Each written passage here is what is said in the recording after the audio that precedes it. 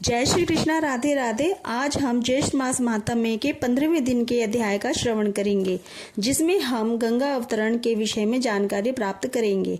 इसके पहले के 14 दिन की कथाओं की वीडियो मैंने अपने चैनल की प्लेलिस्ट में अपलोड की हुई हैं, वहां से आप इन कथाओं का श्रवण कर सकते हैं। मैं इस वीडियो की डिस्क्रिप्शन में भी उनके लिंक दे दूंगी, वहां से भी आप उन सभी कथाओं का श्रवण कर सकते हैं। ज्येष्ठ मास महात्म्य को सुनने के लिए रोज प्रातः काल यानी ब्रह्म मुहूर्त में उठकर स्नान करके स्वच्छ वस्त्र पहनकर भगवान श्री विष्णु जी का पूजन करना चाहिए और ज्येष्ठ मास महात्म्य की कथा सुननी चाहिए। मैं आपको प्रतिदिन प्रति अध्याय के हिसाब से 30 अध्यायों का श्रवण कराऊंगी। आइए अब कथा को प्रारंभ करते हैं। पिछले अध्याय में हमने सुना था कि ऋषि कहने लगे कि हे षडानन, जब सगर की संतति भस्म हो गई और उनका यज्ञ ना हो सका तो राजा सगर और उनके सैनिकों ने क्या किया, यह सब हमें जानने की इच्छा है। तब स्कंद जी कहने लगे कि राजा सगर सैनिकों से सब समाचार सुनकर बिल के द्वार पर पहुंचे।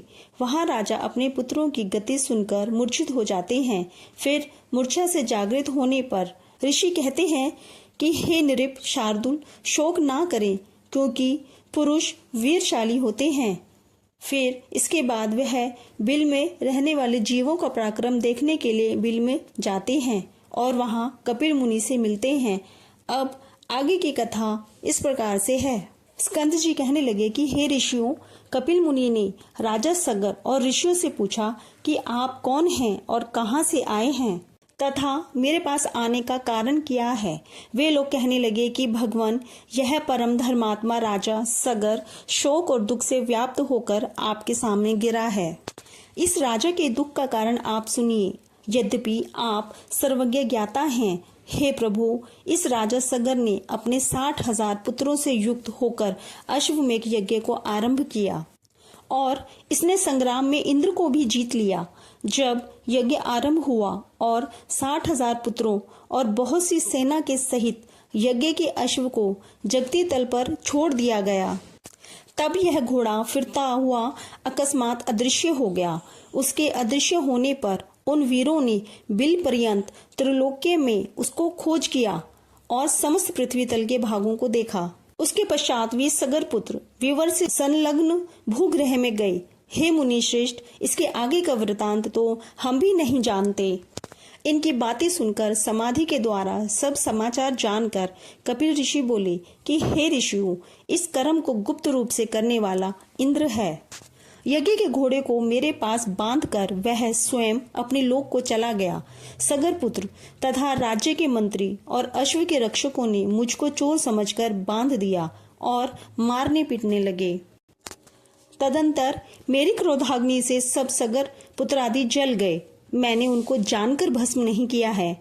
ऋषि श्रेष्ठ कपिल ने इस प्रकार कहकर अत्यंत दुख प्रकट करते हुए विलाप करके स्वयं अपने हाथों से राजा सगर को उठाकर अपने हाथ से उसके मुख कमल को पोंछा और मधुर वचन बोले कि हे राजश्रेष्ठ, भय मत करो, तुम अपने राज्य को जाओ। तुम्हारा 100वां यज्ञ मेरे वरदान से पूर्ण हुआ। मेरे प्रताप से तुमको अवश्य महेंद्र पद मिलेगा।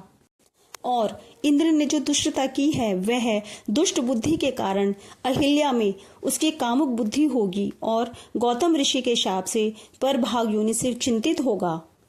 इस प्रकार राजा सगर को वर और इंद्र को श्राप देकर फिर राजा सगर से बोले कि हे राजन, तुमको एक प्रिय पुत्र की प्राप्ति होगी और उससे सत्य नाम की श्रेष्ठ पुत्री होगी और उनसे बड़ा शूरवीर और सत्य पराक्रमी पुत्र भागीरथ नाम से विख्यात सूर्य कुल का भूषण उत्पन्न होगा। वह शस्त्र और अस्त्र विद्या में कुशल, नीतिमान, सत्यवान और पवित्र आचरण वाला होगा। वह समस्त पृथ्वी को जीतकर अति दुष्कर तप करेगा।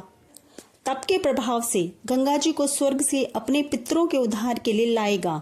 उस गंगा जी के दिव्य जल बिंदु के स्पर्श से आपके सभी पुत्र दिव्य देहधारी हो जाएंगे और तुम्हारे साथ विष्णु मंदिर वैकुंठ लोक को जाएंगे। पृथ्वी पर राजा भागीरथ से लाई जाने वाली श्री गंगा जी भागीरथी के नाम से प्रसिद्ध होंगी। महात्मा कपिल ऋषि के वचन सुनकर राजा सगर ने कपिल देव जी का ऋत्विजों के सहित पूजन किया और नमस्कार करके अपने नगर को आए। इसके पश्चात बड़े कष्ट के साथ कुछ समय बीतने पर एक अच्छे दिन मुहूर्त में सती सुभगा को पुत्र उत्पन्न हुआ। अनेक गुणों से युक्त दूसरे जयंत यानी इंद्र का एक पुत्र था जिसका नाम जयंत था, तो जो दूसरा पुत्र उत्पन्न हुआ उसको जयंत के समान लगता था, इसलिए उसको दूसरे जयंत के समान कहा। तब वशिष्ठ मुनि ने आकर उस पुत्र का जात कर्मादि संस्कार किया। उसके जन्म के समय गोदान तथा अनेकों और दूसरे दान देकर अन्य जनों को वस्त्र धन आदि देकर प्रसन्न किया। 12वें दिन उस बालक का नामकरण संस्कार करके उसका नाम भगीरथ रखा और शुक्ल पक्ष के चंद्रमा की तरह प्रतिदिन वह बढ़ने लगा। उपनयन समय आने पर राजा सगर ने विधिवत अपने पौत्र का उपनयन संस्कार किया। वह राजपुत्र 16 वर्ष की आयु के पूर्व ही हाथी, घोड़ा, रथ आदि समस्त विद्याओं और कलाओं का पूर्ण ज्ञाता हो गया। उसको समस्त गुणों से पूर्ण राज्य भार को सहन करने में समर्थ, महान, तेजस्वी जानकर तथा मंत्रियों के साथ विचार करके उस सुजन्मा भगीरथ को राज्य दे दिया। राजा भगीरथ अपने पितामह का राज्य पाकर समस्त भूमंडल पृथ्वी का पूर्ववत पालन करने लगा। इस प्रकार से श्री ज्येष्ठ मास महात्म्य में गंगा अवतरण कथा वर्णन और 15वां अध्याय संपूर्ण होता है। जय श्री कृष्णा, राधे राधे। मेरे इस वीडियो को ज्यादा से ज्यादा लाइक शेयर करें और यदि सब्सक्राइब नहीं किया है तो आपसे निवेदन है कि मेरे इस चैनल को सब्सक्राइब जरूर करिए और कथाओं का श्रवण अवश्य करिए। जय श्री कृष्णा, राधे राधे।